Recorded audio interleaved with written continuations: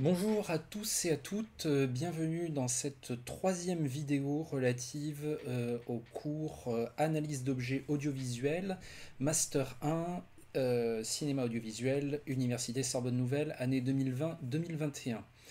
Alors, j'espère que vous avez pu voir les deux précédentes vidéos que j'ai faites pour ce cours. Je vous demande de m'excuser pour leur longueur. C'est un exercice un peu particulier que de parler tout seul devant sa webcam et on se laisse plus facilement dériver dans le temps. Et on suit ses propres digressions, etc., de façon un petit peu moins responsabilisante que quand on a des étudiants en face de soi. Bon, tout ça pour dire que j'espère quand même que les réflexions qui étaient dans ces deux vidéos vous ont intéressé, mais qu'au fond, mon but maintenant, ça va quand même être d'aller un petit peu plus vite. Parce que là, je n'en suis qu'à une espèce de grande introduction et je voudrais quand même vous dire beaucoup d'autres choses. Donc, je vais essayer, voilà, de faire plus condensé à présent, quitte à ce que vous puissiez aussi explorer par vous-même, par ailleurs, par rapport à certaines sources que je commenterai peut-être un petit peu moins que la critique de la faculté de juger de Kant ou que la production industrielle des biens culturels d'Adorno, mais que voilà, vous pourrez lire et sur lesquels vous pourrez réunir des renseignements ou d'autres points de vue que le mien. Alors, en tout cas, en ce moment, on est donc à l'intérieur de ce cours en train d'étudier les différentes façons dont on a considéré l'esthétique au cours des siècles. L'esthétique donc en tant que théorie du beau, en tant qu'étude critique du jugement de goût. C'est ce qu'on a vu jusqu'à présent. Donc ça et également en tant que théorie ou philosophie de l'art. Donc tout ça, ça ne concerne pas exclusivement le cinéma, mais le cinéma intégrant la grande liste des arts et des médiums d'expression de l'être humain est concerné également par ces réflexions qui bien souvent ont précédé son invention. Cependant, ce qu'il faut bien voir par rapport à l'idée de l'esthétique comme théorie du beau ou l'idée de l'esthétique comme étude critique du jugement de goût, que donc c'est important de passer par là et ça peut aussi nourrir nos réflexions. Mais nous à l'université notamment, ou dans la recherche en tout cas, lorsqu'on parle d'esthétique, en général ces deux conceptions-là de l'esthétique, théorie du beau et étude critique du jugement de goût, sont plus vraiment, je dirais, prioritaires. D'abord parce que la question du beau s'est en fait énormément complexifiée à partir du moment où le beau n'est plus simplement l'agréable, le joli, l'idéal. Et par ailleurs, sur la question de l'étude critique du jugement de goût, eh bien, au fond, on sent que c'est un domaine de réflexion qui va peut-être davantage concerner justement les critiques, hein, c'est-à-dire ce pan de l'activité esthétique qui est la critique d'art, donc pour nous par exemple la critique de cinéma, et en général dans la recherche sur le cinéma à l'université, ce n'est pas qu'on s'interdisent absolument tout jugement critique sur les œuvres, ils sont bien présents ces jugements, même si parfois ils sont implicites, mais en tout cas ce n'est pas la priorité de la recherche qui s'établit sur d'autres supports de discours, notamment l'idée de la pensée des formes, penser sur les formes ou avec les formes. Et là, on est vraiment dans quelque chose qui est beaucoup plus prioritaire dans l'activité esthétique, dans la recherche universitaire aujourd'hui. Cette idée de l'esthétique comme pensée des formes, c'est-à-dire à la fois sur les formes et avec les formes, elle est vraiment au cœur du lien que la démarche esthétique entretient à la fois avec les œuvres et avec le monde, et le rapport entre œuvre, sujet humain, monde. Monde vécu, existence humaine, réflexion sur la condition humaine, etc.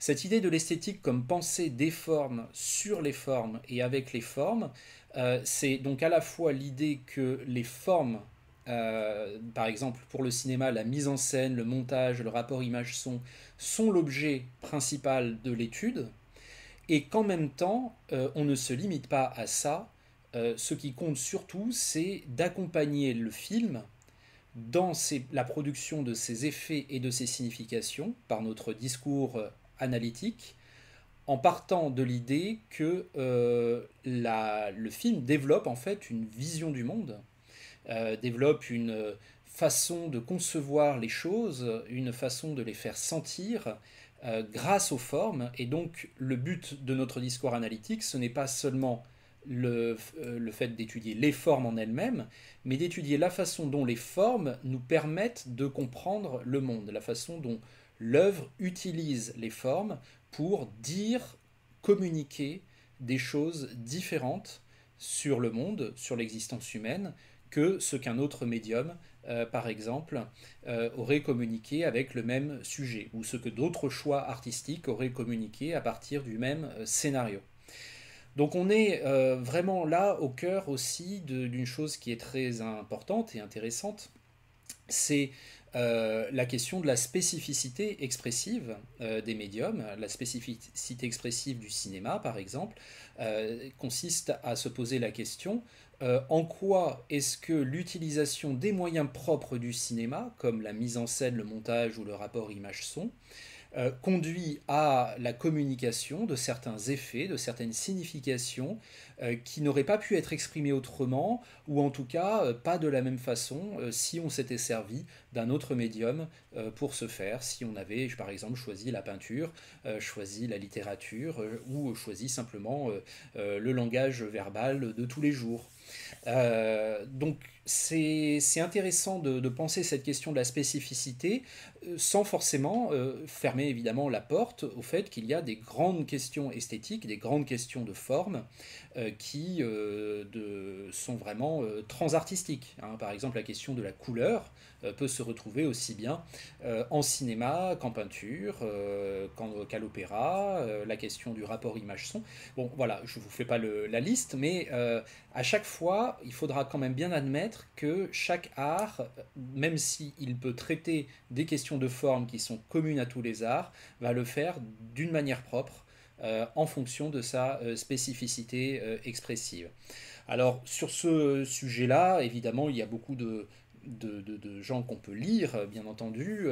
On peut lire les propos de Paul Cézanne, du peintre Paul Cézanne par exemple sur son œuvre, ou d'un autre peintre qui s'appelle Paul Klee, qui a écrit un très beau livre qui s'appelle Théorie de l'art moderne. Un des grands penseurs de enfin des grands instigateurs de cette pensée déforme à la fin du 19e siècle, c'est le philosophe allemand Friedrich Nietzsche, avec l'idée souvent que finalement les œuvres d'art sont un autre moyen de connaître le monde, grâce, non pas parce qu'elles traitent des sujets ou des thématiques qu'elles ne feraient qu'illustrer et qu'on pourrait traiter par d'autres moyens, mais parce que grâce à leurs moyens expressifs propres, les œuvres d'art nous font comprendre des choses, nous font saisir des choses intuitivement sur le monde et sur l'existence qu'il serait inenvisageable d'exprimer sans leur concours.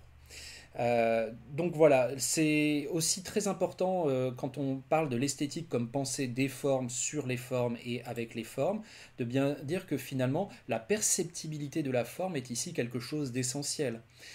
On ne fait pas, on ne commet pas, je dirais, cet écueil qui consiste à penser que ce que représente l'œuvre, on y aurait accès directement, comme s'il n'y avait pas de médiation, hein.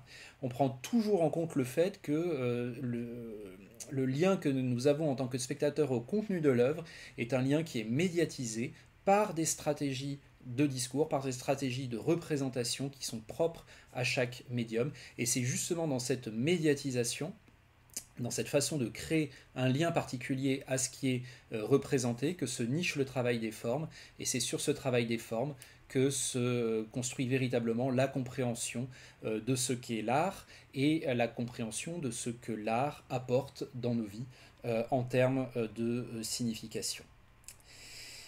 Alors pour travailler un petit peu ça, je vais vous proposer de regarder un extrait d'un film qui s'appelle Berlin, Symphonie d'une grande ville, réalisé par Walter Ruttmann en 1927. Ça fait partie de ce corpus de films assez fameux qui comporte notamment, dont la plus fameuse occurrence est L'homme à la caméra de Dziga Vertov, réalisé en 1929. Mais on pourrait aussi citer Rien que les heures d'Alberto Cavalcanti, Ménil Montant de Dimitri Kirsanov, ou encore À propos de Nice de Jean Vigo, c'est-à-dire des films qui, datant de la première moitié du XXe siècle, appartiennent à cette espèce de genre très précis qu'on appelle la symphonie urbaine. C'est-à-dire que ce sont des films qui se présentent d'une certaine manière comme des documentaires sur la vie d'une ville ou d'un quartier, sachant que la grande ville, en tant que phénomène sensible, était vraiment quelque chose assez nouveau à cette époque-là. C'était un enjeu très important d'expressivité. Qu'est-ce que ça veut dire que vivre dans une grande ville? C'est quoi le rythme d'une grande ville? C'est quoi les formes d'une grande ville?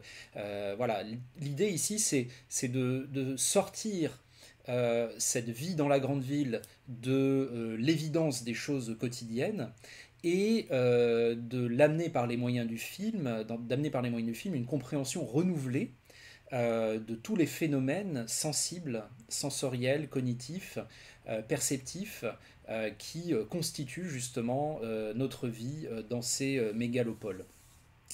Donc ça se présente a priori comme des documentaires sur la vie des grandes villes, donc, et souvent d'ailleurs comme dans L'homme à la caméra ou Berlin, Symphonie d'une grande ville.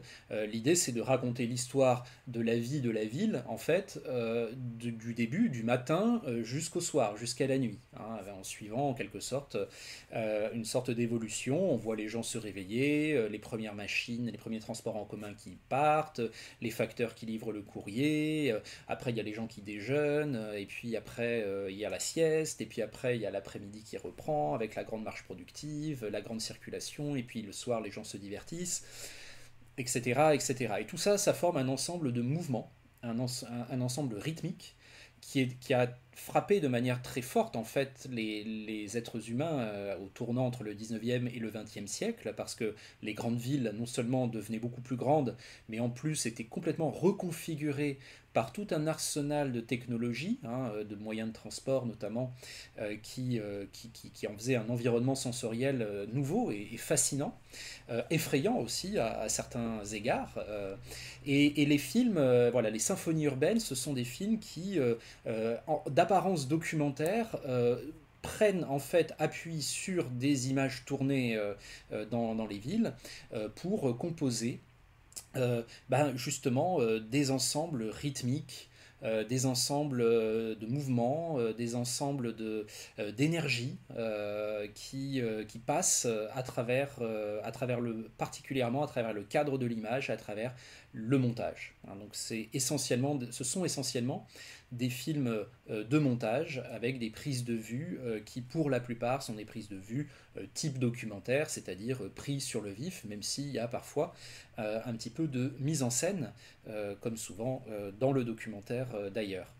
Et donc ce sont des symphonies, c'est-à-dire que ces films, c'est-à-dire que ce sont en fait des films qui cherchaient à produire pour l'œil ce que la musique produit pour les oreilles, c'est-à-dire une grande énergie abstraite qui nous touche par le rythme, par le mouvement et par la variation. Il s'agit d'essayer de provoquer chez les spectateurs des émotions abstraites telles que la musique en provoque, en pénétrant par les oreilles, mais là en l'occurrence, puis notamment pour Berlin, Symphonie d'une grande ville, parce qu'il s'agit d'un film muet, il s'agit de passer par les yeux pour provoquer ce même type d'émotion. Le modèle musical était vu comme une sorte de pureté artistique pleine et entière, une sorte d'idéal que tous les médiums pouvaient réussir à atteindre par leurs propres moyens. Et la question de la musicalité du cinéma, notamment, était très en vogue dans les années 1920, dans les discours et notamment dans les écrits théoriques, à la fois des réalisateurs, mais également des critiques et de tous les gens qui essayaient de comprendre ce phénomène un peu nouveau aussi qu'était le cinéma. Donc voilà globalement hein, pour présenter cet extrait, je vais vous montrer 5 minutes qui sont entre la 42e et la 47e minute du film. Et je vais le faire peut-être en vous mettant la musique, oui, pourquoi pas, voilà, en vous demandant d'être bien attentif, notamment pour voir ce qui change en termes de rythme à la fois à l'intérieur de l'image, en termes d'énergie des mouvements et en termes de rythme des images elles-mêmes, c'est-à-dire des plans de plus en plus courts en fonction que la frénésie de la ville urbaine reprend son cours après un moment où, juste après le repas de midi, la ville était un petit peu assoupie. Donc on va essayer vraiment voilà, de sentir ce corps énergétique de la ville à travers les images, à travers le montage, et donc on va être en plein dans cette pensée des formes, cette pensée sur les formes et avec les formes, qui vise finalement à nous faire mieux saisir, mieux comprendre en tant que sujet humain ce que c'est que de vivre dans une grande ville,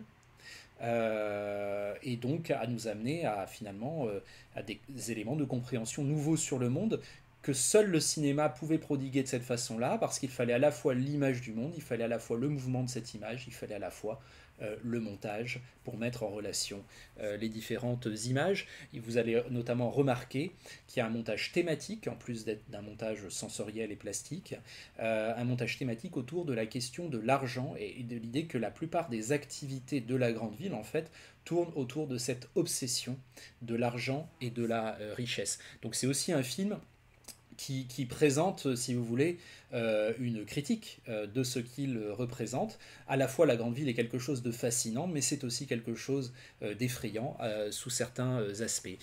Voici donc l'expérience esthétique que nous pouvons en faire dans le film de Walter Ruttmann. Alors, je vais d'abord enlever mon médaillon.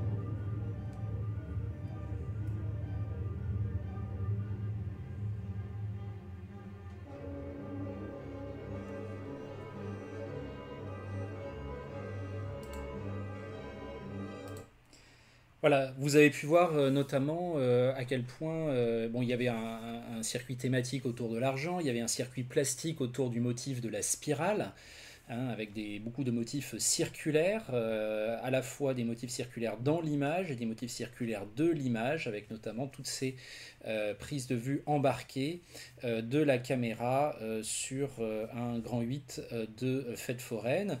Il y a une mise en relation entre la vie des animaux, la vie des êtres humains et la vie des machines.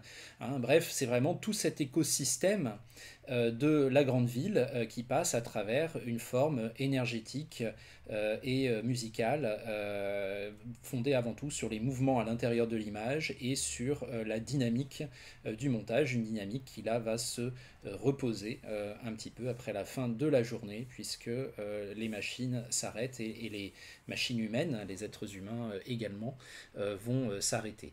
Donc voilà, le film dure un peu plus d'1 heure, hein, comme L'homme à la caméra, et raconte ainsi, de façon extrêmement forte sur le plan sensoriel, une vie dans la vie de la grande ville.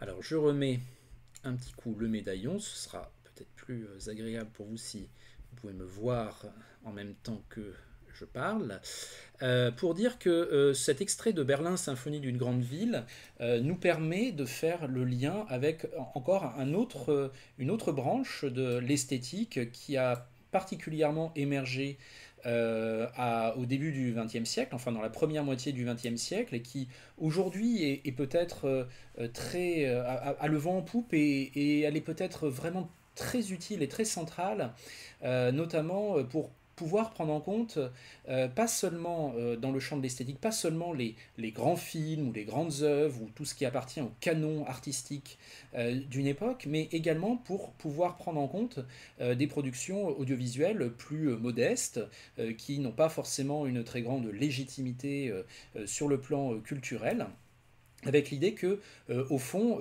il peut y avoir des promesses d'expériences esthétiques riches, des potentialités, même dans des formes audiovisuelles qui ne s'avancent pas vers nous avec les oripeaux de l'œuvre d'art consacrée. C'est utile par exemple quand on veut analyser certaines formes télévisuelles. Moi je trouve que c'est très utile notamment pour analyser les vidéoclips musicaux. Puisque c'est le thème de mon séminaire de Master 1, certains d'entre vous le suivent.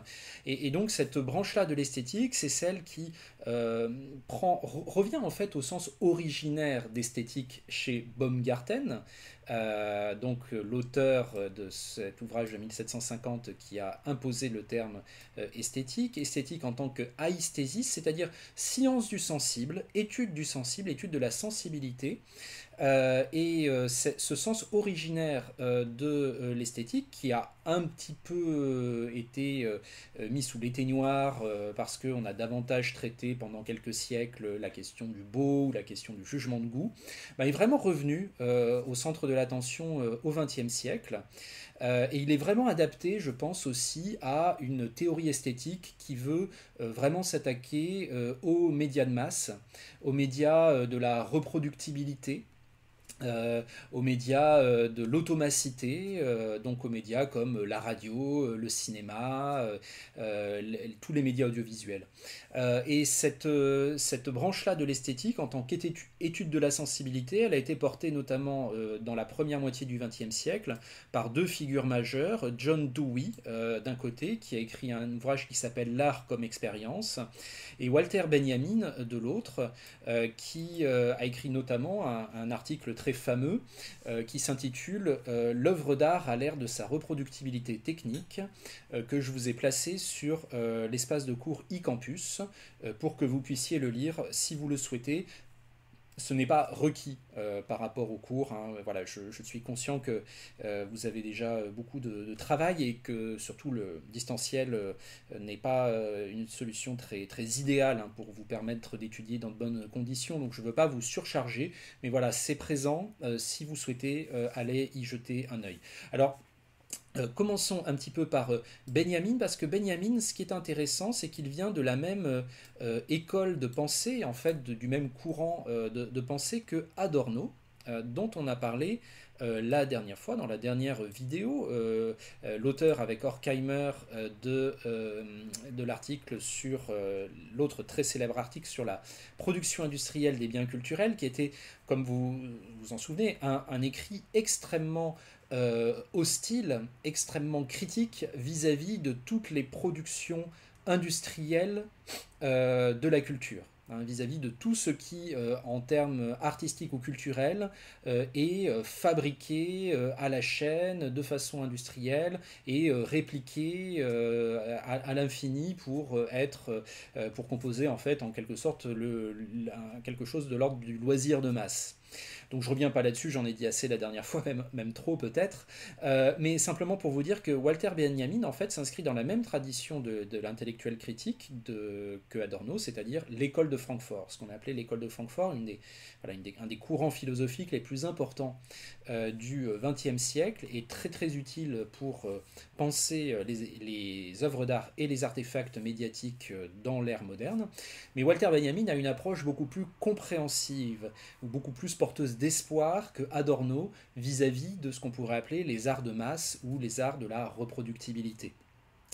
Il part du principe, au départ on pourrait se dire qu'il est aussi très critique, puisqu'il part du principe qu'à l'ère de la reproductibilité technique des œuvres, c'est-à-dire à partir du moment où il n'existe plus un original, comme un tableau qui est quelque part dans un musée ou quelque part chez quelqu'un, et puis une fois que vous êtes devant ce tableau, vous êtes devant l'œuvre d'art telle qu'elle existe, mais sinon vous ne pouvez pas la voir, hein. À partir du moment où vous êtes avec la musique, avec le cinéma, etc., face à une civilisation qui reproduit à l'infini les artefacts artistiques, les œuvres d'art, pour les distribuer à l'infini, vous avez une perte d'aura. L'œuvre d'art perd de sa présence magique, elle perd sa capacité un peu légendaire à susciter le fantasme, l'admiration, etc., parce qu'elle est beaucoup plus accessible. Et en fait, ce qu'il faut bien comprendre, c'est que Benjamin fait ce constat de la perte de l'aura de l'œuvre d'art à l'ère de la reproductibilité technique, qui est donc vraiment une pensée aussi de l'art et des êtres humains dans le cœur de la civilisation moderne technique du XXe siècle. Mais au fond, ce n'est pas une déploration à proprement parler chez Benjamin. Il voit ça aussi comme quelque chose de potentiellement très riche. La réflexion, en deux mots, hein, après je vous laisse aller voir le texte pour plus de subtilité, mais la réflexion de Benjamin va être en quelque sorte, puisque nous vivons dans une ère de la technologie, dans une ère de la modernité, dans une ère de l'industrie, eh bien, il n'est pas du tout anormal que nous ayons des arts nouveaux, de nouveaux médiums d'expression qui soient en phase avec ça, avec ce monde industriel, technologique, etc. Et le cinéma, par exemple, en fait partie. Mais Benjamin, là où Adorno, lui, faisait le même constat, mais lui, Adorno critiquait ça, au motif que, du coup, ces arts industriels allaient maintenir les êtres humains aliénés dans leur loisir facile, dans une existence d'esclaves, parce que soumis au régime industriel tout le temps, même quand ils consomment des œuvres d'art. Benjamin, lui, est plus optimiste. Il pense que, au contraire, ces arts industriels nouveaux qui naissent, donc exemplairement le cinéma, à l'époque moderne, sont des arts qui vont pouvoir prendre en charge certaines dimensions de l'existence sensible des êtres humains, à l'ère moderne, justement, à l'ère technologique, à l'ère de la machine, à l'ère de l'industrie, à l'ère de l'usine, et vont pouvoir les transformer aussi en source de plaisir, en source d'émerveillement, et en source de compréhension sensible par l'être humain de son propre environnement. Donc l'idée chez Benjamin, si vous voulez, c'est que le cinéma peut avoir en quelque sorte une fonction expressive propre qui serait celle d'être finalement accordée à la civilisation telle qu'elle s'est développée, mais qui pourrait aussi aiguiser nos sens, aiguiser aussi notre capacité critique, et en fait, en quelque sorte nous faire vivre plus pleinement la vie telle que nous la vivons déjà dans l'ordre courant des choses, même si dans l'ordre courant des choses, nous ne nous posons pas beaucoup de questions, nous sommes dans un rapport purement informatif et utilitaire aux choses de notre quotidien, et peut-être que le cinéma, comme les autres arts mécaniques et reproductifs, serait là pour, en quelque sorte, nous permettre d'esthétiser au sens fort du terme, c'est-à-dire de comprendre comme un phénomène esthétique notre vie quotidienne, au fond. Et donc il y aurait un besoin collectif finalement de ce type d'art dont on pourrait faire des utilisations tout à fait intéressantes, tout à fait puissantes, à l'égal des arts anciens, des arts de l'œuvre originale, de l'aura, comme la peinture ou le théâtre par exemple. Et donc, ça, c'est un point que développe également John Dewey dans les années 1930 aux États-Unis. John Dewey est souvent présenté comme un des grands représentants de la philosophie pragmatique, c'est-à-dire une philosophie essentiellement états-unienne qui prend vraiment le parti de se poser la question de l'inscription des réflexions sur l'être humain et sur sa condition dans les conditions très concrètes de la vie. Dewey, c'est un petit peu, si vous voulez, le chaînon manquant entre l'esthétique traditionnelle, celle qui correspondrait un petit peu au cliché, vous savez, celle qui ne s'intéresserait qu'aux œuvres d'art qui sont dans les musées, etc. Et puis, on va dire, l'étude presque sociologique des conditions d'existence des êtres humains. Dewey, en fait, en appelle, un petit peu comme Benjamin, à des arts non sanctuarisés. Il est très critique vis-à-vis de la muséification de l'art, c'est-à-dire l'idée que l'art serait isolé dans une sphère autonome, dissocié complètement du reste de la vie. Hein, le reste de la vie serait de l'ordre du trivial et seuls les moments où on serait en face de l'art avec un grand A, on serait dans l'ordre de la grâce, de la transcendance, de la spiritualité, etc. Et donc, par exemple, pour Dewey, souvent les musées ont tendance un petit peu comme ça à isoler les œuvres d'art, à les sortir de l'espace public. Et Dewey, lui, ce qu'il pensait, un petit peu à l'instar de Benjamin, c'est que, au fond, la civilisation moderne avait besoin d'art directement inscrit dans l'existence quotidienne, accessible directement, sans concept, sans besoin de culture préalable, par tous et par toutes, donc avec un vrai idéal démocratique, et un art qui permettrait de mieux sentir la vie, de mieux la comprendre, de mieux l'éprouver comme un phénomène esthétique, et donc un art qui finalement ferait le lien avec aussi d'autres phénomènes esthétiques, pas forcément inscrits dans des œuvres d'art, comme par exemple le saisissement devant un paysage, comme le saisissement devant l'énergie d'une grande ville, par exemple. C'est-à-dire que l'étude de la sensibilité, autant au sens de Dewey ou de Benjamin, au sens de aïsthésis, hein, ça dépasse la catégorie de l'œuvre d'art. C'est vraiment une étude de la sensibilité dans enfin dans la vie humaine en général. Et c'est l'idée que ce qu'il faudrait que les gens puissent avoir, puissent éprouver souvent, ce sont des expériences esthétiques riches et qui puissent le faire à la fois avec des œuvres d'art qui soient facilement accessibles, qui soient inscrites dans leur quotidien, et qui puissent aussi le faire, du coup, même sans œuvres d'art, simplement parce que euh, leur réceptivité a été suffisamment travaillée pour qu'ils soient sensibles à ces dimensions-là quand ils les rencontrent dans l'existence.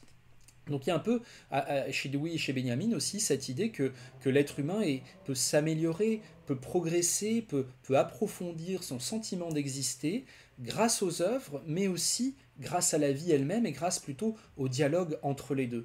Et pour ça, Dewey pense qu'il faut vraiment qu'on ait de belles œuvres d'art, de belles productions artistiques, de belles productions culturelles, disons même, enlevons même à la limite le terme d'art, ici, si il crée une ambiguïté, pour accompagner la vie.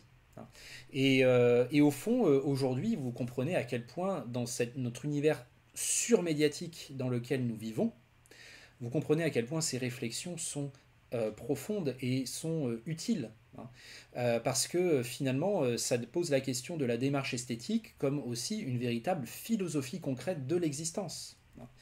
Et une façon de connaître le monde à travers le plaisir des formes, à travers le plaisir des sens, et pas seulement le plaisir au sens de j'aime, j'aime pas, hein, mais à travers l'idée qu'on fait des expériences esthétiques intéressantes. Hein. Pas forcément toujours belles d'ailleurs, pas forcément toujours plaisantes au sens premier du terme, au sens de l'agréable ou du joli, mais significatives, des expériences significatives et enrichissantes. Et ce type d'approche, en fait, est parfait, donc je vous disais, pour approcher avec les outils de l'esthétique des artefacts de la culture populaire, des objets audiovisuels populaires qui parfois ne sont pas forcément très reconnus comme des œuvres d'art, comme par exemple les vidéoclips musicaux. Je trouve que le vidéoclip musical, c'est vraiment, on pourrait dire, le grand art populaire accessible à tous sans concept, dont rêvait peut-être John Dewey à son époque, sans qu'il existât bien sûr à cette époque-là. C'est-à-dire un petit art de poche, modeste, en apparence, accessible à tous sans concept, et qui peut, alors parfois produire des choses sur lesquelles on peut vraiment poser un regard critique, hein, c'est-à-dire solliciter nos sens pour adhérer à des représentations, par exemple, très matérialistes ou très sexistes ou très bas du front, comme c'est souvent le cas dans les clips de musique populaire, mais qui peut aussi, avec des formes un peu plus sophistiquées, un peu plus inventives, un petit peu plus intéressantes, un peu plus originales, eh bien, dialoguer avec notre sensibilité de spectateur de façon très, très, très directe, sans qu'il soit besoin d'aller dans une salle de cinéma, sans qu'il soit besoin d'aller dans un musée, sans qu'il soit besoin d'aller dans un quelconque sanctuaire, chez nous, sur notre smartphone, sur notre ordinateur. Il suffit d'aller sur YouTube, en 2 clics, on regarde ces petits objets qui durent 3 4 minutes, et peut-être que notre vie sensorielle en est un petit peu enrichie pendant un certain temps. Alors, comme je veux limiter un petit peu quand même la durée de ces vidéos, je vais me permettre là de ne pas passer l'extrait, mais de vous recommander d'aller le voir simplement. C'est un exemple parmi tant d'autres, hein. Star Guitar des Chemical Brothers, réalisé par Michel Gondry en 2002. C'est un clip qui est particulièrement intéressant parce que c'est un plan séquence pris à travers la fenêtre d'un train. Le paysage que nous voyons est un paysage moderne, industriel, hein. C'est à la fois un peu de nature, mais aussi c'est surtout des friches qu'on a à la sortie des gares. C'est l'arrivée dans une ville, etc. Un paysage tout à fait quelconque en apparence, et qui pourtant prend une dimension esthétique grâce au travail de l'œuvre ici, ce plan séquence de 4 minutes. Un paysage qui est aussi recomposé numériquement pour une raison très simple, c'est que Gondry fait correspondre tous les phénomènes visuels qui apparaissent à l'écran, comme les poteaux, les lignes télégraphiques, les petites maisons, les wagons des trains qui croisent le nôtre, etc. Il les fait correspondre de manière très étroite, il les synchronise de manière très étroite avec tous les phénomènes sonores qu'il y a dans le morceau musical. Et donc ça crée une expérience musico-visuelle qui est très surprenante, très systématique, et qui en même temps renvoie à celle que nous, de façon un peu excessive et systématique en fait, en amplifiant ces dynamiques, renvoie à une expérience esthétique que tout le monde peut faire et que tout le monde a peut-être déjà fait, c'est celle de regarder un paysage défiler à la fenêtre d'un train en écoutant de la musique sur un baladeur. Et de constater qu'effectivement, même si là c'est dans la vie réelle, c'est de façon aléatoire, eh bien le paysage défile un peu en rythme avec la musique parce qu'il y a des points de synchronisation aléatoires entre les phénomènes visuels et les phénomènes sonores qu'on a dans les oreilles qui se créent. Et ce clip, c'est un petit peu la systématisation de ça. Et donc c'est une façon très intéressante d'amplifier, d'approfondir une expérience esthétique courante de la vie quotidienne à travers un art courant de la vie quotidienne qu'est le vidéoclip. Donc on est vraiment dans cette espèce d'idéal d'art démocratique qui permet de mieux sentir certains phénomènes de l'existence que John Dewey mettait en avant dans l'art comme expérience. Pour toutes les références des ouvrages, évidemment, je vous renvoie à la bibliographie que j'ai mise sur eCampus. L'intérêt aussi de Star Guitar, c'est que ça renvoie aussi aux origines du langage cinématographique, puisque les travelling ferroviaires, ça a été une des grandes modes au tout début de l'histoire du cinématographe, à la fin du 19e siècle et au début du 20e, parce que c'était un type d'image qui exploitait pleinement les capacités du médium, notamment parce que c'était l'image elle-même qui bougeait, le cadre, hein, et pas seulement ce qu'on voyait à l'intérieur de l'image. Et dans Berlin Symphonie d'une grande ville, vous avez pu remarquer que, notamment avec les travelling embarqués sur le Grand 8 de la fête foraine, Walter Ruttmann reprenait aussi ce type d'image pour nous faire sentir les mouvements vertigineux, spiraliques de la grande ville. Donc Berlin Symphonie d'une grande ville, Star Guitar, c'est peut-être dans le clip aujourd'hui qu'on retrouve de façon la plus forte les héritiers des symphonies urbaines des années 1920-1930, c'est-à-dire des petites vidéos qui visent à, par exemple, capter les énergies de la grande ville sous une forme à la fois musicale et visuelle. Voilà. Pour terminer sur la question des différentes façons de considérer l'esthétique au sens large, pas seulement dans le cinéma, mais ça dialogue avec, bien sûr, il y a aussi, on emploie souvent le terme d'esthétique sous forme de style, au sens de style, pardon. C'est-à-dire l'esthétique comme un ensemble de caractéristiques qui permettent de définir un style. On parle par exemple d'esthétique romantique, d'esthétique nouvelle vague, d'esthétique classique, d'esthétique moderne, etc. Alors là-dessus, je ne vais pas trop m'étendre parce que là, on pourrait faire un cours entier.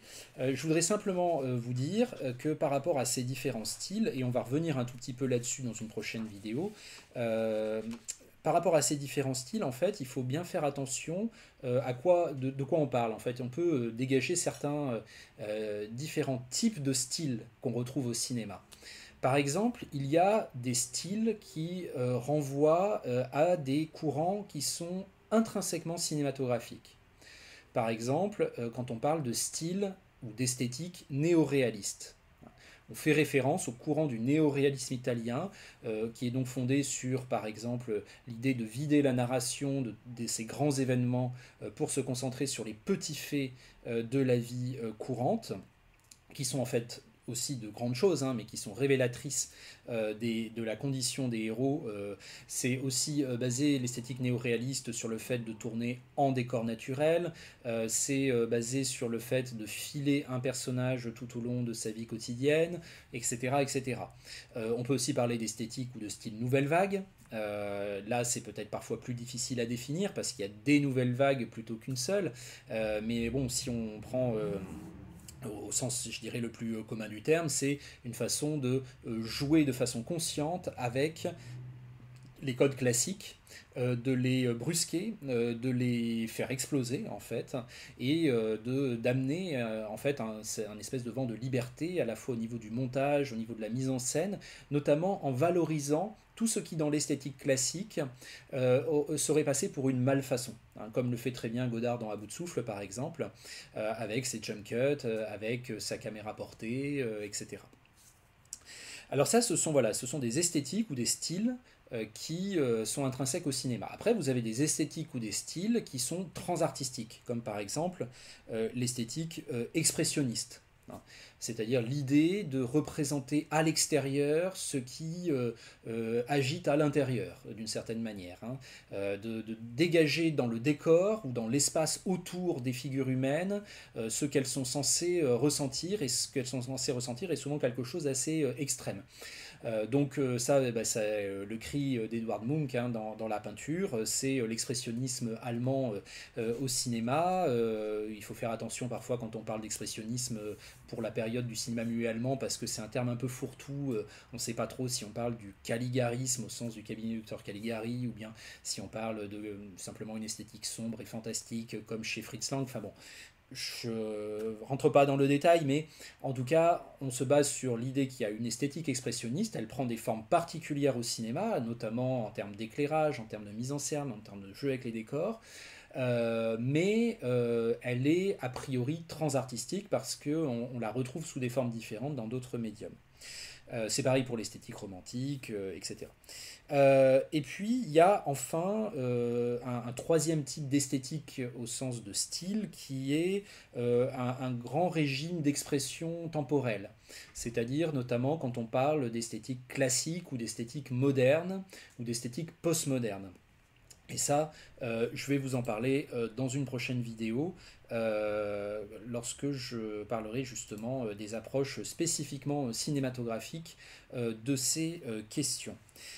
Pour finir simplement sur ce qu'on a dit jusqu'à présent, hein, globalement, donc l'esthétique, ça peut être beaucoup de choses, c'est vraiment une galaxie théorique et philosophique. Ça peut être la théorie du beau, ça peut être l'étude critique du jugement de goût, mais aujourd'hui, ce sont des choses qui sont quand même un petit peu moins présentes. On est davantage dans une pensée des formes, sur les formes et avec les formes, et dans une étude de la sensibilité au sens large, et c'est souvent à ces dimensions-là que vous allez avoir à faire, notamment pour l'esthétique du cinéma, dans vos travaux de recherche, probablement. Mais évidemment, les autres dimensions ne sont pas, il n'est pas interdit de les explorer.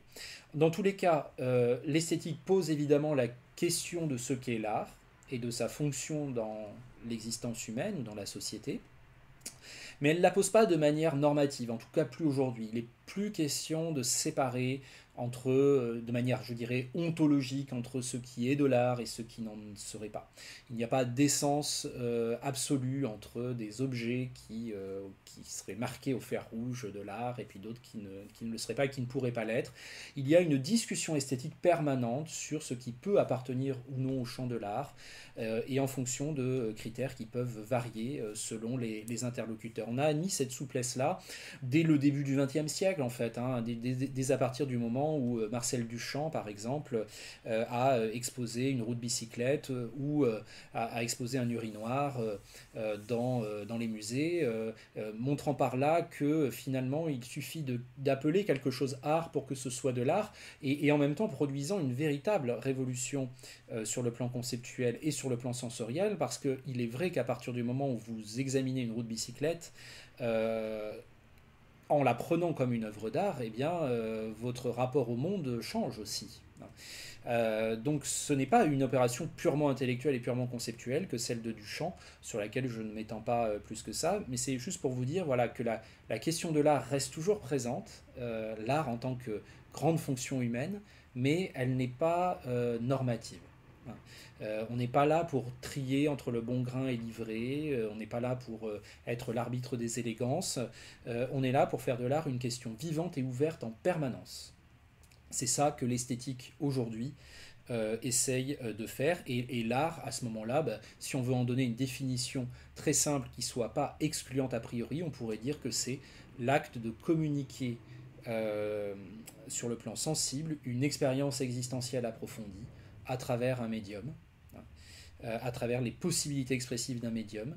Et donc, si vous avez juste cette définition très vaste, très large, vous pouvez la manipuler sur différents types d'objets pour voir jusqu'à quel point ces expériences existentielles sont justement approfondies, à quel point elles sont spécifiques aux formes expressives de cet art, etc., etc. Et l'esthétique, en tout cas, voilà, c'est ce qui cherche à faire le lien entre des objets de création qui sont peut-être des œuvres d'art, peut-être non, et nos expériences humaines, du point de vue des formes qui façonnent notre sensibilité. Et on peut avoir des esthétiques qui vont mettre en valeur les œuvres d'art, par exemple, sur lesquelles elles se reposent, qui vont chercher à en prouver la beauté, l'intérêt, la profondeur. On peut aussi avoir des esthétiques critiques, comme celle d'Adorno, qui peuvent prendre, par exemple, des productions culturelles, et puis en faire une étude approfondie en termes formels pour les désigner comme quelque chose de plutôt négatif. Voilà, et avec des arguments kantiens pour cela, c'est-à-dire des arguments rationnels qui se fondent sur la démonstration et la conviction, et pas seulement sur un jugement de goût asséné comme étant le reflet d'une identité isolée. Voilà, alors pour simplement terminer là-dessus avec un extrait, parce que c'est quand même un petit peu plus agréable, et puis parce qu'on a déjà vu un extrait qui mettait en valeur la forme du plan séquence, hein, parlons de cette forme purement cinématographique, qui est le plan séquence, c'est-à-dire lorsqu'une scène est prise intégralement dans la continuité d'une unique prise de vue, Il n'y a pas différents plans, différentes positions pour la caméra dans la scène, enfin, sauf si elle se déplace, évidemment, mais en tout cas, elle se déplacera dans la continuité du mouvement. Eh bien, il n'y a pas de découpage. On a déjà vu l'extrait du Fils de Saul, de Laszlo Nemes. Je vous propose de visionner un autre plan séquence fameux de l'histoire du cinéma, Memories of Murder de Bong Joon-ho, 2003. Alors vous connaissez sans doute ce cinéaste Bong Joon-ho, coréen, qui est sans doute un des cinéastes les plus talentueux en activité aujourd'hui. Il est l'auteur notamment de films majeurs comme The Host, le dernier Parasite, de 2019 que vous avez sans doute pu visionner, et peut-être que son film le plus enfin, en tout cas le film avec lequel il a émergé sur la scène internationale et qui reste peut-être encore aujourd'hui aux yeux de beaucoup son meilleur, c'est Memories of Murder, qui est un film qui se base un petit peu à la Claude Chabrol, hein, finalement, sur l'argument scénaristique d'une enquête policière haletante, la chasse par des enquêteurs dans la Corée du Sud des années 1980 d'un tueur en série qui sévit dans une région rurale. Et donc, à partir de cet argument-là, en fait, Bong Joon-ho tire, grâce notamment à la mise en scène et au montage, une espèce de parabole saisissante, en fait, sur l'état historique d'une société, la société sud-coréenne de cette époque-là, mais aussi sur, je dirais, de manière plus universelle, finalement, hein, une réflexion sur l'action des pouvoirs publics, sur la folie chez les hommes, sur le potentiel destructeur de l'être humain envers son prochain, et sur l'idée aussi que toutes les catastrophes en fait qui surviennent, finalement, même chez les êtres de bonne volonté, il y a très peu de chances de les endiguer. Et le film est porteur un petit peu de cette vision-là, et s'est installé dès le premier grand plan séquence qui l'ouvre quasiment. C'est le moment où on retrouve le principal personnage du film, l'enquêteur principal, un commissaire assez grossier et brutal et corrompu, qui donc est le commissaire, voilà, le petit chef de cette petite région rurale coréenne, et auquel échoit finalement cette enquête sur des meurtres en série. Et là, on est sur la scène d'un meurtre, on est en plein champ. Il y a un cadavre et puis il y a des traces qui pourraient permettre d'identifier le criminel. Mais c'est sans compter sur l'incompétence généralisée, l'impression de chaos généralisé qui se déploie dans cette séquence. Et j'attire votre attention sur le fait que l'utilisation du plan séquence ici, qui comme dans Le Fils de Saul va suivre le personnage tout au long de ses activités, pendant 2 minutes environ, comment l'impact du plan séquence nous permet de véritablement saisir ces significations-là, hein, qui sont déjà présentes en germe et que le film va ensuite bien sûr continuer à travailler. Et pourquoi ce choix du plan séquence, beaucoup plus compliqué que le fait de tourner avec différentes positions pour la caméra et de faire un découpage classique. Pourquoi ce choix créatif? On peut s'interroger là-dessus, hein. L'esthétique, c'est toujours essayer de revenir aussi à l'origine des choix créatifs. Pourquoi ce choix créatif est porteur finalement d'une vision du monde qu'un autre choix n'aurait pas soutenu de façon aussi forte, même si on avait tourné exactement le même scénario avec les mêmes événements et le même dialogue. Voilà, donc on va regarder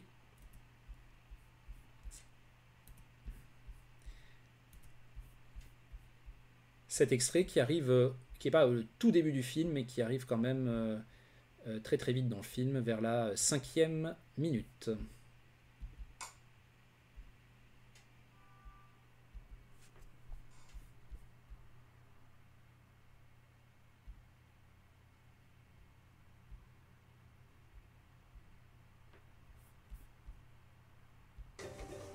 야, 아직 줄도 안 치고 뭐하냐?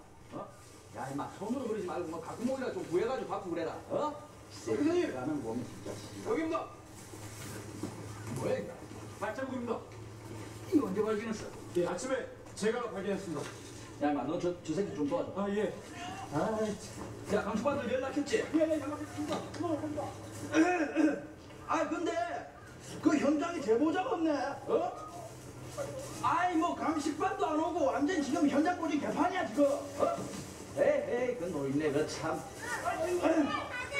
가라. 들어가. 아니, 누가 전화를 받았어요? 누가? 신고자 못 찾았니? 아니, 전화를. 지금 현장 보존이 안 돼. 감식관이 이 새끼들아. 감식관 가면 이거 완전 개판이야. 무슨 얘기를? 그 사진을 그 찍으라고 할 때 찍어야지 그 참. 아이고, 얘들은 왜 이렇게 또 아니, 나보다 내 오니 그다 와있던데 뭐 벌써 그거? 아, 오늘 박기자 새끼야. 죽어.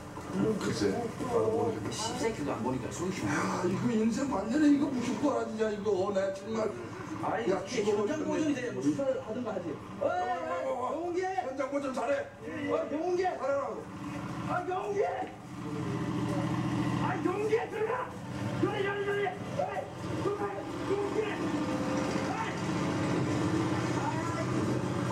사람이 손짓을 하면 왜 뒷구멍이 뭐 씨발 뭐 방금 씨발 에이 아이 새끼야 너 이거 아이고 씨 이 새끼 이제 나타났지 아이고 씨 아니 전화를 언제 했는데 지금 하면 어떡해 아이 현장이 지금 보존도 안 됐게 애들 하고 있는 거 씨발 노드랭이 꿀만 하나 이제 구멍 쳐박겠습니다 야, 이거 어떻게 된 거냐 이거. C'est quoi ce bordel? En effet, c'est une bonne façon de terminer cette séquence voilà, de 2 minutes environ. C'est quoi ce bordel? C'est un peu l'impression qu'on a, l'impression d'un chaos généralisé, c'est-à-dire d'une situation qui n'est absolument pas maîtrisée par ceux qui sont censés incarner l'autorité et qui sont censés incarner la protection. Vous allez me dire, des policiers qui ne maîtrisent pas ce qu'ils font, bon, ça nous concerne aussi un peu aujourd'hui, hein, même si là la situation est un petit peu différente. Et cette impression de chaos confine quasiment au burlesque. Mais un burlesque qui est un burlesque assez subtil. Il y a notamment ce running gag qui se produit 2 fois. À chaque fois qu'un personnage qui est associé à l'enquête doit venir sur le terrain, il dévale le talus. Et le fait qu'à chaque fois ce gag soit présent en arrière-plan, en fait, le rend beaucoup plus subtil, beaucoup plus drôle et beaucoup plus intéressant que si on avait fait un découpage à chaque fois pour montrer un personnage se casser la figure. Là, on n'a pas l'impression que c'est le sujet principal du plan, et c'est ça qui en fait tout le prix. Pourquoi? Parce qu'on suit un personnage qui est donc l'enquêteur en chef, le personnage à gauche là sur l'image, de la même manière qu'on suivait Saul dans Le Fils de Saul de Laszlo Nemes. Mais il y a 2 différences importantes dans le plan séquence de Memories of Murder. La première différence, c'est que la profondeur de champ est toujours très importante derrière le personnage. C'est-à-dire qu'il n'est jamais coupé de son environnement, contrairement à Saul qui était dans un état d'isolation sensorielle à travers la mise au point faite sur lui et la relégation dans le hors-champ ou dans le flou de tous les éléments de son environnement. Là, en l'occurrence, le paysage rural et notamment tous ces paysans qui passent sur une scène de crime qui n'a pas été, que les responsables de l'enquête n'ont pas été capables de sécuriser. Hein. Voilà, tout le monde est présent en permanence. Il y a même un caméraman. Bon, voilà, c'est un petit peu le chaos. Cette présence rurale, en fait, elle est très importante pour ce que la scène entend communiquer, c'est-à-dire l'idée que le crime est venu se loger au cœur de la nature. Hein, ce qui est aussi quelque chose que le film travaille énormément sur toute la longueur du long métrage. Je rappelle aussi que quand on fait une analyse de séquence dans le cadre d'un mémoire de master, on peut évidemment rapporter la séquence au reste du film et en faire en quelque sorte la métonymie de ce qui se passe dans le reste du film, si le reste du film confirme ce qu'on est en train de dire. Ce qui est intéressant dans cette façon d'inscrire le meurtre dans l'habitat rural coréen, c'est que à la fois la vie suit son cours, hein, avec les tracteurs qui continuent à passer même quand ils recouvrent les scènes de crime, et en même temps la mort est là, présente. On remarque aussi, et c'est la deuxième, je fais une toute petite pause, c'est la deuxième différence avec le grand travelling en plan séquence du Fils de Saul, à part donc le jeu avec la profondeur de champ, c'est qu'il y a 2 moments où la caméra s'autonomise. dans le plan séquence de Memories of Murder. C'est-à-dire 2 moments où la caméra lâche le personnage qu'elle était en train de suivre. On n'est plus seulement dans un travelling d'accompagnement. Elle devient autonome, elle devient un regard conscient qui se meut uniquement par lui-même et elle vient recadrer, elle vient faire ce qu'on appelle un recadrage à chaque fois sur 2 éléments particuliers de l'enquête. Le premier élément, c'est le cadavre, bien sûr. Cette espèce de petit chaperon rouge, voilà, la caméra ici a lâché le personnage et elle vient entourer le cadavre. Petit chaperon rouge macabre, évidemment. Il y a une question autour du fait que les victimes étaient souvent habillées de rouge dans le film, donc c'est un moment important aussi où cette couleur détonne dans un environnement rural relativement uniformément ocre par ailleurs. Et puis le deuxième recadrage où la caméra va s'autonomiser par rapport au personnage principal, c'est après le passage du tracteur ici, hein.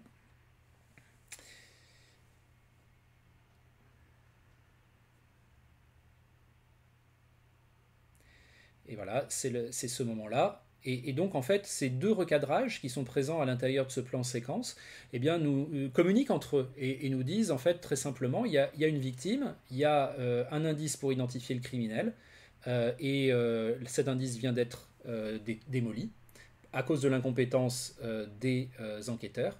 Et donc, le lien entre la victime et la résolution de l'enquête est d'emblée cassé.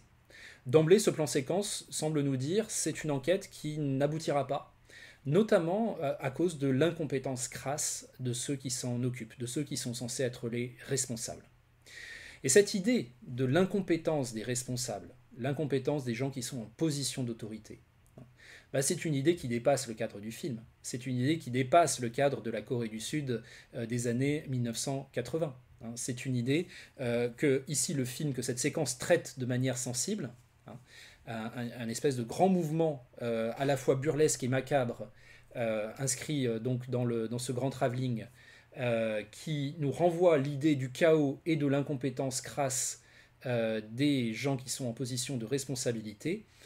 Cette idée sensible de cette incompétence des responsables, on peut l'appliquer à beaucoup d'autres contextes et à beaucoup d'autres situations de vie. C'est là qu'on a extrait d'une certaine manière, grâce à la démarche esthétique, on a extrait de l'anecdote singulière que raconte le film, une sorte de principe esthétique universel que le film va par ailleurs prolonger. Donc globalement, pourquoi le choix du plan séquence ici ? Eh bien, pour amplifier le burlesque tout en le maintenant dans quelque chose qui est relativement subtil. Hein. On est loin du burlesque très caricatural du premier long métrage de Bong Joon-ho qui s'appelait Barking Dogs Never Bite et qui est resté inédit en France, mais que vous pouvez visionner si ça vous intéresse. Ce burlesque sert à montrer qu'on est dans un environnement rural qui continue sa vie malgré l'événement terrible qui s'est produit à l'intérieur de lui. C'est aussi un burlesque qui souligne l'incompétence des pouvoirs publics et qui ancre tout de suite les spectateurs dans l'idée que l'enquête qu'ils vont suivre a bien peu de chances d'aboutir. Donc il y a aussi une forme d'anticipation sur le programme du film. Et on fait finalement cohabiter l'horreur du meurtre avec le burlesque de l'incompétence des autorités en place. Et ça, c'est finalement quelque chose qui est aussi un portrait de l'homme, un portrait de l'humanité. Hein. C'est là où la plus grande horreur règne, il y a aussi souvent la plus grande bouffonnerie. Et les deux ne sont pas du tout incompatibles. Alors voilà, je ne veux pas non plus aller trop loin pour ne pas être dans la surinterprétation. Ce que j'en dis ici est aussi largement informé par ce que l'ensemble du film traite. Je reste là fidèle à une démarche qui est celle qu'on a souvent dans les mémoires de master et dans les travaux de recherche en général, c'est-à-dire qu'on isole parfois une séquence pour l'analyser, mais au regard de ce que le film entier traite. Et je pense que si on part des thèmes que cette séquence permet déjà d'initier, le film ensuite confirme ces intuitions-là.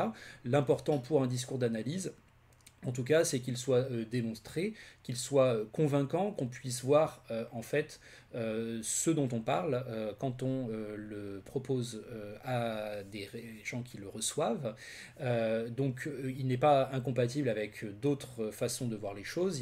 L'interprétation reste toujours quelque chose d'ouvert et d'accueillant. Ce qu'on évalue en fait, c'est le degré de, voilà, de conviction, ou enfin, plutôt la dimension convaincante ou non de certains discours par rapport à ce que la séquence montre et par rapport à ce que le film entier travaille comme dimension et comme énergie. Donc voilà une séquence à replacer vraiment dans le contexte du film entier pour finalement voir ce qu'on peut faire avec l'analyse esthétique. Hein. Un exemple parmi des milliers d'autres possibles pour à la fois comprendre ce que le film produit comme effet et comme signification. Hein, l'amplification de l'incompétence comme signification, l'association entre le burlesque et l'horreur du point de vue et l'horreur du crime du point de vue des effets, une sorte d'énergie chaotique également à ce niveau-là qui passe beaucoup mieux avec la continuité du plan séquence qu'avec un découpage classique. On s'interroge aussi sur le geste créatif et on peut relier ça à quelque chose de plus vaste que le film lui-même en se disant que c'est aussi une dimension de la vie des hommes en société, une dimension de l'existence humaine de façon générale qui est ici prise en charge par cette séquence, notamment à travers ce choix esthétique du plan séquence. Voilà, c'était un tout petit peu spiralique comme analyse pour faire écho à la spirale de Berlin Symphonie d'une grande ville. Merci d'être allé au bout de cette vidéo, je l'arrête ici et je vous retrouve un petit peu plus loin pour une nouvelle vidéo sur la question des différents types d'analyse esthétique qu'il est possible de faire au cinéma en particulier. Voilà, à très bientôt pour la prochaine vidéo.